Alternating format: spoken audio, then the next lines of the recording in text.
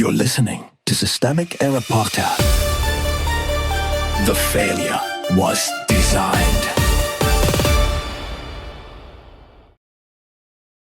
Trump crammed a devil's deal down Republicans' throats, conservative, based on an article by Adam Lynch. Trump's kleptocracy is not a bug. It is the operating system. Power sits with the thief. The source is not really about Bret Stephens' discomfort. It is about Donald Trump holding institutional power so brazenly that even some Republicans now have to decide whether they want to live inside the theft or admit what they are backing. The reported facts are plain enough. Trump's family reportedly enriched itself by billions. Trump's slush-fund settlement collapsed, and his former personal attorney Todd Blanche, now acting as interim attorney general, allegedly schemed to give the Trump family immunity from audits. That is not drift. That is the state being banned around the family business. Corruption with a flag on it.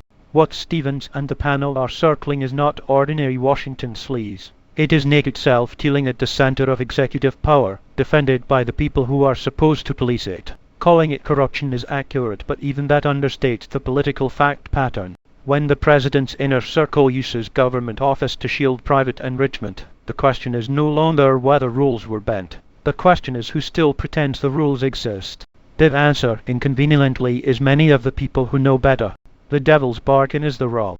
Stephens tries to salvage the logic of Republican accommodation by treating it as tragic realism. Maybe the party had to swallow Trump to get judges, sanctions, NATO, whatever scraps might still be extracted from the wreckage. That is not a defense. It is a confession that the party has converted principle into a trading card. Lindsey Graham is offered as the model. Stay close, stay useful, maybe cash out one useful result before the whole thing collapses. Liz Cheney is offered as the foil. Tell the truth, lose your seat, become politically irrelevant. That contrast is the whole disease. In Trump's GOP, moral clarity is punished and compliance is rewarded. The party's elite lesson is not loyalty to the country. It is loyalty to access. The Hunter Biden smokescreen worked exactly as designed.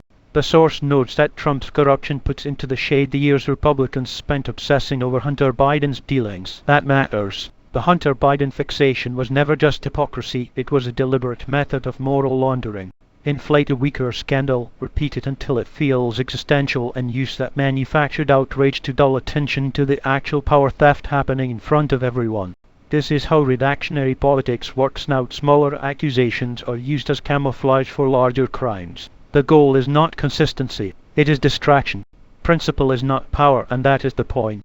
Stephens says Cheney sacrificed herself on an altar of truth and is not an influential person anymore. That line is supposed to sound tragic. It should sound damning. In a healthy political order, truth should not be career suicide and corruption should not be the path to leverage. But Trumpism has inverted those incentives, and too many Republican notables have adapted to the inversion instead of breaking it. So the real story is not that some Republicans are uneasy. It is that the party has accepted a structure where access to power is more valuable than constitutional restraint, and where the cost of telling the truth is political exile. The pattern. This is what authoritarian politics looks like before it fully hardens. A leader turns public office into private leverage, enlists institutional gatekeepers to normalize the theft, and leaves the party elite arguing over whether they can do a little damage control and still call themselves serious. They cannot. A party that treats kleptocracy as a negotiation strategy has already surrendered the premise of democratic government. You've been listening to Systemic Error. Thanks to Alternet for today's article, with the automated voice of Arctic. Thanks for listening.